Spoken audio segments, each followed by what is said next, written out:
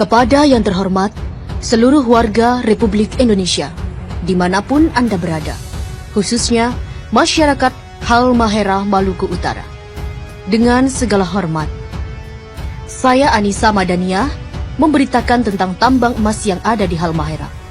Pemberitahuan ini sengaja saya menggunakan bahasa Indonesia dan tiada satupun kata-kata intelek agar seluruh lapisan masyarakat bisa memahami semua apa yang saya tuliskan. Perlu kalian ketahui bahwa tambang emas yang paling terbesar di seluruh Indonesia tempatnya bukan di Papua, tapi tempatnya berada di Halmahera Maluku Utara. Tambang emas itu milik negara kita.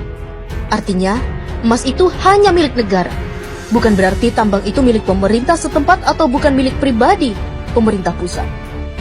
Kini tambang emas itu telah diberikan oleh Luhut Binsar Panjaitan dan Jokowi kepada pengusaha asing yang berasal dari negara Cina dengan dana investasi sebesar 70 triliun 200 miliar rupiah pada tanggal 3 Juli 2017. Selama ini, alasan mereka bahwa tambang-tambang itu hanya untuk kesejahteraan rakyat, tapi kata-kata itu adalah pembodohan atau kata-kata bohong. Sudah berapa banyak tambang-tambang milik negara kita telah dibelikan oleh pemerintah kepada pihak asing. Harusnya seluruh rakyat Indonesia telah menjadi milioner, yang sekolah digaji, yang berobat ke rumah sakit pasti gratis karena setiap jiwa telah menjadi milioner. Tapi, apa yang kita dapat dari hasil tambang-tambang itu? Justru tambang itu habis, dan uangnya bahkan tiada. Malahan, rakyat Indonesia semakin miskin saja.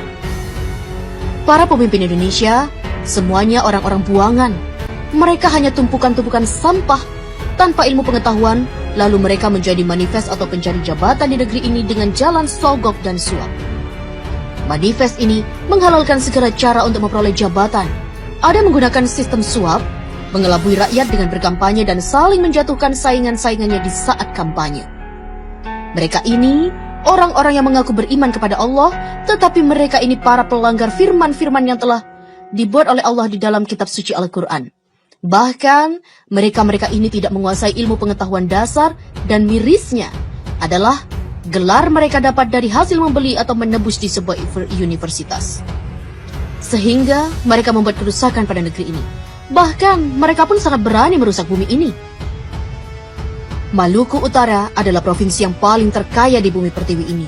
Akan tetapi, warganya dimiskinkan secara sengaja. Wahai saudaraku, ketahuilah oleh dirimu bahwa Maluku Utara adalah provinsi termiskin se-Indonesia karena pemerintah pusat dan gubernur daripada serta wali kota Maluku Utara yang sengaja memiskinkan warga di sana. Karena Halmahera mengandung batu bara, nikel, tembaga, biji besi, gas, minyak, emas, dan lain-lain. Tambang emas di Halmahera potensinya lebih dari 5 kali lipat dari tambang emas yang ada di Papua milik Freeport. Tambang emas di Halmahera dirampok secara legal melalui pemerintah pusat, dan tambang itu dirampok oleh PT Nusa Halmahera Minerals dan PT Sanatova. Lokasi tambang tersebut di kota Tidore dikuasai oleh PT Satanova di Kecamatan Obat Tengah dan diberi jatah eksploitasi seluas 9.000 hektar. Dan potensi emas nggak bisa ditebak karena emas betat itu sangatlah banyak jumlahnya. Di bagian selatan Gosowong, Maluku Utara, dikelola oleh PT Nusantara Nusa Halmahera Mineral. Pada tahun 2016, mereka berhasil mengantongi emas seberat 10 ton. Di Pulau Bacan, di Obi dan di Kiowa. Ketiga lokasi ini, pasca pelantikan Gubernur DKI dan pasca pelantikan Gubernur Maluku, akan diberikan secara lelang pada pengusaha yang bermodal sangat besar. Ketiga lokasi ini belum dikelola. Lokasi ini berpotensi logam emas yang sangat melimpah ruah.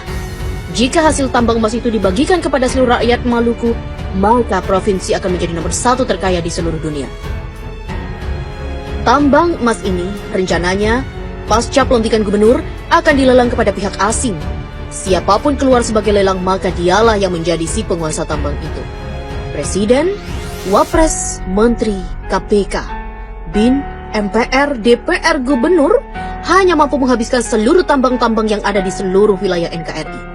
Entah itu tambang yang berada di laut maupun yang ada di daratan, semuanya diserahkan kepada negara luar.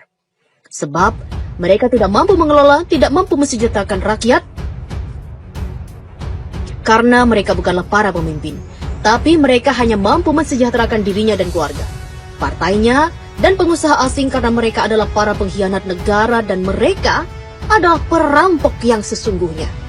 Wahai saudaraku, apabila Presiden Republik Indonesia dan rombongannya mengunjungi provinsimu, itu tandanya sumber daya alam yang ada di sana akan segera dirampok untuk diberikan kepada negara adidaya dan uangnya hanya untuk mereka-mereka saja. Bahkan mereka selalu berhutang pada negara lain dan bahkan mereka mencari para investor asing sebanyak-banyaknya. Hal ini bertujuan hanya mencari kekayaan pribadi mumpung mereka masih menjabat sebagai yang disebut di atas. Saya Anissa Madania, putri Indonesia yang tidak takut terpenjara dan tidak pernah takut untuk mati. Wassalam. Mohon diviralkan biar sampai ke tangan para pejabat yang amanah. Bahkan mereka-mereka ini tidak menguasai ilmu pengetahuan dasar dan mirisnya adalah gelar mereka dapat dari hasil membeli atau menebus di sebuah universitas. Sehingga mereka